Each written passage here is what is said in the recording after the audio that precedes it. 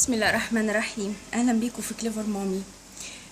في الفيديو النهارده بقى الخياطه هناخد اول درس الاول هو ازاي بنلضم الفتله. لضم الفتله قصدي لضم الابره، اسفه، بالخيط.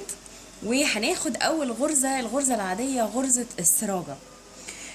علشان ما نتاخرش في الفيديو، انا اتعلمت حاجه من زمان، من ايام ما كنت في المدرسه، كنا بناخد في الاقتصاد المنزلي.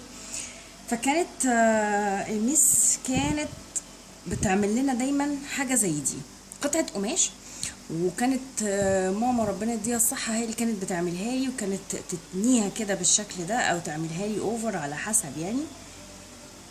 وكانت المس تخطط خطوط زي ما انتم شايفين كده، مش عارفه باين ولا لا الخطوط دي. وكل خط كنا بنتعلم عليه غرزه من غرز التطريز والشغل والحاجات دي. فطبعا الغرز دي انواعها بتختلف. دي انا كنت عاملاها بعلم على لبنتي غرزه السراجه وغرزه المكنه العاديه. يعني فعلا الحقيقه الاهتمام بالحاجات دي في المدرسه بيفرق جامد جدا مع البنات قدام. يا ريت بجد، يا ريت كل المدارس تهتم بالموضوع ده. انا ببقى سعيده قوي لما بنتي بترجع زي انا ما كنت بعمل، مهتمه، عايزه تعرف، عايزه تتعلم.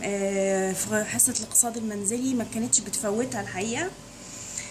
طيب علشان ما نضيعش وقت، عشان اعمل حاجه زي دي واتعلم عليها، انا هبدا الاول بلضم الابره. لضم الابره والفتله. الابره انا بحب دايما ابقى احطها في مكان امن، يعني دايما اما بشبكها كده في البكره، ودي حركه خياطين او بتبقى عندك العلبه زي ما اتعلمنا وبنحط فيها الابره. تمام. طيب ازاي انا بلضم الفتله الابره؟ منتهى السهوله. انا مصره برضه ان انا بلضم الابر، الفتله مش الابره. عايزه بس عشان تبقى ظاهره ليكم هنقص دي هنا الابره اهي، والفتحه بتاعت الابره، فتحه الابره. هبدا ادخل ادي الفتحه اهي، هدخل الخيط فيها واسحبه. وعلى فكره في لضمات عايزه اوريها لكم، لضمات يعني بتلضم الخيط من غير ما تتعبك، خاصه لاصحاب النظر الضعيف. هي دي يا جماعه اللضمه.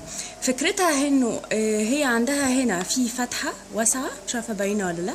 الفتحه دي انت بتدخلي فيها الابره، وبعدين بتدخلي بقى الجزء اللي هو الخاص باللضامه ده، بتدخليه هو في الابره بالفتله، فبتبقى اتلضمت خلاص وبتتسحب منها. دي فكره اللضامه. لضمنا خلاص الفتله وبنقص بالمسافه اللي انت محتاجاها. ازاي بقى بنعقد الفتله؟ عشان تثبتي الفتله حاجه من الاتنين وهوريها لكم دلوقتي. اما انك بتعقديها، والعقده ان بحطيت الفتلتين هنا على بعض بالشكل ده اهو، ادي الابره اهي، وحطيت هنا الفتلتين على بعض بالشكل ده. هاجي بقى هنا صبعي اهو، هلف الفتله على صبعي لفه واحده بس، لفه واحده بس، عشان العقده ما تبقاش كبيره وشكلها مش لطيف يعني. خلاص تاني انا باجي هنا كده، ادي طرف الفتلتين مع بعض، ده طرفهم الاتنين مع بعض، بحط صبعي اهو والف لفه واحده بس. وبعدين احط، بصوا يا جماعه، لفيت لفه واحده وصبعي قافل، صبعي ده اهو، صبعي ده قافل عليها هنا، وابدا اسحب كده، صبعي ثابت زي ما هو وانا بسحب كده، هو اللي بيسحبها لي. شايفين انا سحبتها اهي، اوكي، بقيت ما سحبتها وخلاص اهي. امسكها بقى من هنا كده واسحب كده، خلاص كده انا عقدت الفتله بالشكل ده. ادي عقده الفتله. طيب انا ممكن اثبتها بطريقه تانية، اعيد الموضوع ده تاني. ادي الفتلتين، طرف بتاع الخيط، الفتلتين الاتنين بعد ما لضمت خلاص والفتلتين بقوا قد بعض، باخد كده اهو كده، لفه واحده، وصبعي ده ماسكها من هنا ومثبتها، وابرم كده واطلع على بره اهي، اتسحبت. اوكي تمام كده اهي. امسك بقى من هنا كده واشد كده، اشد كده بضفري او بصبعي اي حاجه، هتلاقي العقده اتكونت. طيب علشان نعمل التثبيت بقى للفتله بس بطريقه تانية، انا هوريكم على القماش. عايزه بس اوريكم ازاي بنعمل ونتعلم بطريقه سهله، وعشان لو عايزين تعلموا البنات ولو البنات بتتعلم معايا. الافضل انه في الخياطه وفي الحاجات اللي زي دي بنستخدم المسطره الحديد، بتكون جميله وشارب قوي في استخدامها، والقلم الرصاص، وممكن بدل القلم الرصاص كمان الماركر اللي بنعمل بيها، بس الماركر على القماش بتكون افضل، لكن في حاجه زي دي القلم الرصاص يكفي قوي. وبعمل خطوط كده ومش بعمل للنهايه قوي، عايزه الخط يبان كويس عشان يكون ظاهر في وقت الخياطة. هتعمل كذا خط كده.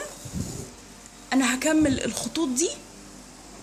تمام كده يا جماعة، خلصنا الخطوط. طيب تعالوا بقى، انا يعني هنتعلم بخيط الكوتون بارليه. اولا الخيط ده هيكون ظاهر لكم في الشغل لما هبدأ اشتغل.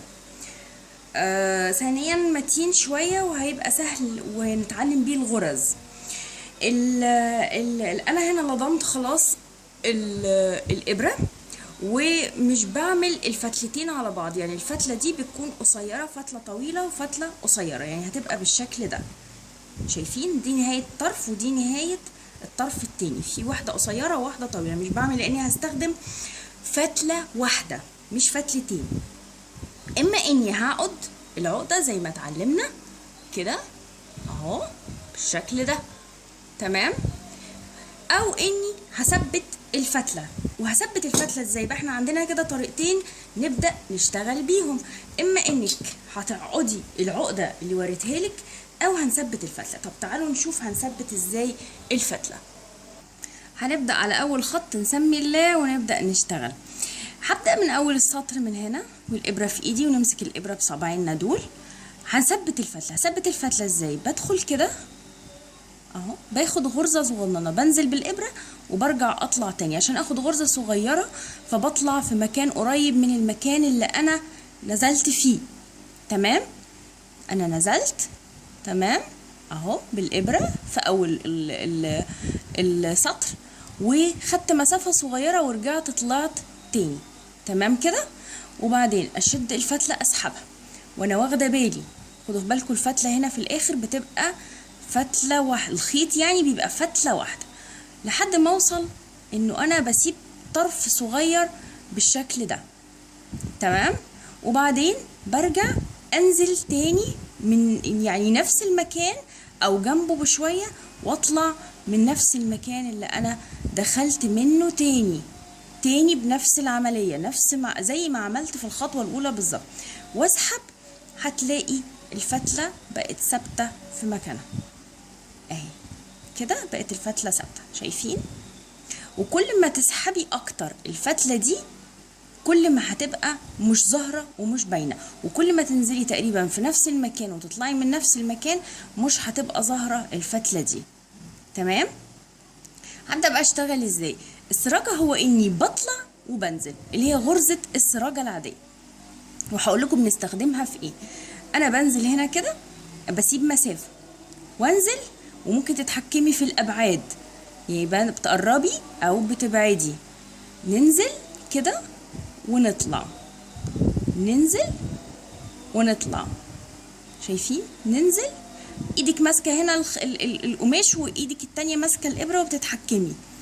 تمام. وايدك هنا، صابعي من هنا تحت ممكن يزق الابره، يعني انا بعمل كده، نزلت اهو، انا نزلت اهو مثلا، تمام، علشان ارجع اطلع تاني صابعي ده ممكن يزق الابره كده، اني اطلع الابره لفوق.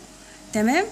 بعد ما تعملي ممكن واحده واحده وتطلعيها، وممكن كذا واحده ورا بعض وتسحبي الفتله او الخيط وتشدي كده، بقت دي غرزه السراجه. طبعا بتكملي بقى زي ما انت عايزه بقى في المسافه والمساحه اللي انت بتستخدميها. او بصوا، بنزل بطلع وصبعي تحت هنا بيساعد الابره ويزقها. تمام. طيب انا بستخدم غرزة السراجة دي في ايه؟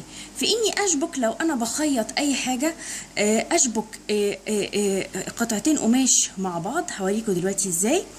او اني يعني عايزة اخيط حاجة، عايزة اثبت حاجة على ايدي، حاجة مقطوعة او قماش مقطوع، بس تكون بغرزة تشبه غرزة المكنة. فانا النهاردة هشتغل على غرزة السراجة، وبعدين غرزة المكنة اللي هي ممكن تخيطي بيها اي حاجة مقطوعة هنشتغل عليها في وقت تاني. ولو خلصتي وهتقومي من مكانك، بس انتي لسه عايزة تحافظي على الفتلة، ففي مكان في جنب في القماش وتشبكي الابره او تشبكيها في البكره اللي انتي بتشتغلي فيها. المهم انك هنتابع بقى مع بعض باقي الغرز ان شاء الله ونكمل دروس الخياطه. اتمنى ان الدروس دي تكون مفيده يا رب، وكل اللي نفسه يتعلم الخياطه يبقى معايا، والبنات حبايب قلبي يبداوا يتعلموا معايا ابسط حاجات يعني نتعلم بيها، ولو نفيد بس بيتنا بيها. هشوفكم فيديو جديد لكليفر مامي. سلام عليكم ورحمه الله.